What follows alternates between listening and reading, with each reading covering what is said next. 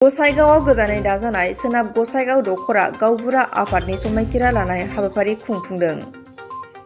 कक्राझार जिल्ला गावबुरा आफादनि बानजायनायाव दिनै गसाइगाव महकुमानि सिङाव थानाय हावरियापेटआव गोदानै दाजानाय सोनाब गसाइगाव दखरा गावबुरा आफादनि समायखिरा लानाय हाबाफारि खुंफुंदों।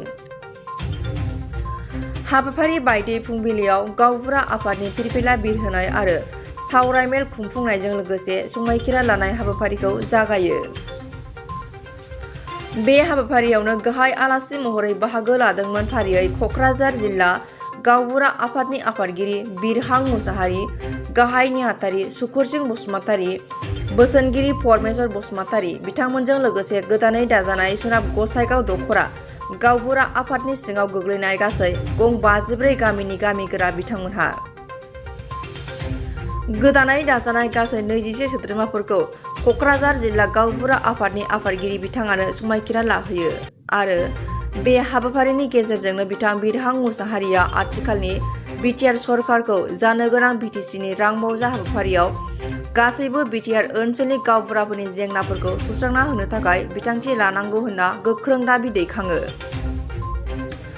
जुदिसो बिटिआर सोरखारा गावबुराफोरनि जेंनाखौ सुस्रांनानै होनो नाजाया एबा बिथांखि लाया अब्ला सोलिफु दाननि 16 खालार खालि कक्राझाराव 4 घन्टा धरना हाबाफारि खुंफुंनाय जागोन होनना बुंथिबावो। मिडियाफोरनि दारै बुंनो लुबैदों दे फोरमायनो लुबैदों जोङो थांनाय 2022 नि 6 जानुवारियाव जोङो फेब्रुवारि दाननि 4, 5, 6 बे सानथामनि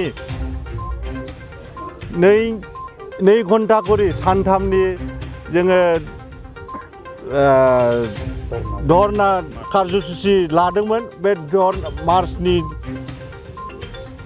4, 5, 6 धरना कार्यसुचि लादोंमोन। बे कार्यसुचिखौ जोङो फैगौ 7 मार्च खालि एसेम्ब्लियाव जाहाथे जोंनि गावबुराफोरनि प्रब्लेमखौ जाहाथे सल्भ खालामो, नायबिजिरो, जाहाथे जोंनि थांखिफोरखौ जाफुंसार होयो, जोंनि बिनायफोरखौ जाफुंसार होयो। जुदि जाफुंसार होआबा, जोंनि थांखिफोरनि सायाव जुदि नोजोर बोआबा, जोङो फैगौ 16 मार्च बा 16 मार्च खालि जोङो 4 घन्टा धरना होगोन होननानै आङो नोंथांमोननि मिडियानि थ्रुयै आं खेंफोरथि होफिननाय जाबाय आरो लोगोसे मोनफ्रोमबो डिस्ट्रिक्टनि गावबुरा बिथांमोनखौ जोंनि बे धरना कार्यसुचियाव मदद होफैनो बयखौबो खावलायहरनाय जाबाय। दा आं बेखौनो बुंबावगोन दि जोंनि बिनाया जाहैदों मा,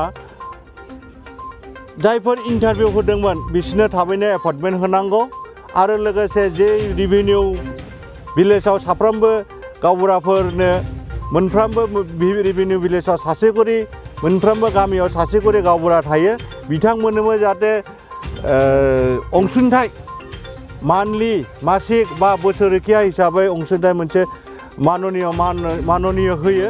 आं बिनि थाखायनो गुरै सरकारखौ खावलायहरबाय। गसाइगाव आनसलिकखौ 21 सोद्रोमाजों जोङो आनसलिक कमिटि दाफुंनानै लानानै दिनैनिफ्राय समायखिरा लाखांनायनि उनाव दिनैनिफ्राय बिथांमोननो फुल चार्जखौ होनानै मावफुंजोबनो थाखाय चार्जखौ गथायनाय जाबाय।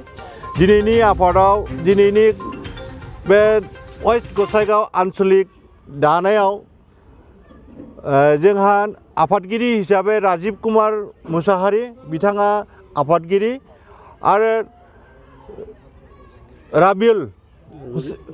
रबिउल इस्लाम बिथाङा सेक्रेटारि हिसाबै दङ आरो कपिलुद्दिन शेख बिथाङा भाइस प्रेसिडेन्ट, बिपिन बर्मन बिथाङा भाइस प्रेसिडेन्ट, गासै सोद्रोमा 21। बेवहाय 9 जन माबा दङ एजुकेटिभ मेम्बार हिसाबै दङ। दा गासै 21 सोद्रोमा लानानै पुर्नांग रुप वेस्ट गसाइगाव आनसलिक दिनैनिफ्राय बिथांमोननो फुल प्रेजेन्ट पावार होनाय जाबाय। আপোনাৰ সন্তান জিএনএম বা এএনএম নাৰ্ছিং পাঠ্যক্ৰমৰ বাবে আগ্ৰহী নেকি? দৰিদ্ৰ সীমাৰেখা তলৰ মেধাৱী ছাত্ৰীসকলৰ বাবে সুখবৰ আনিছে কোকৰাঝাৰ ছেম কলেজ অফ নাৰ্ছিঙে 2 আৰু 3 বছৰীয়া নাৰ্ছিং পাঠ্যক্ৰমৰ বাবে আগবঢ়াইছে 50% ৰেহাই।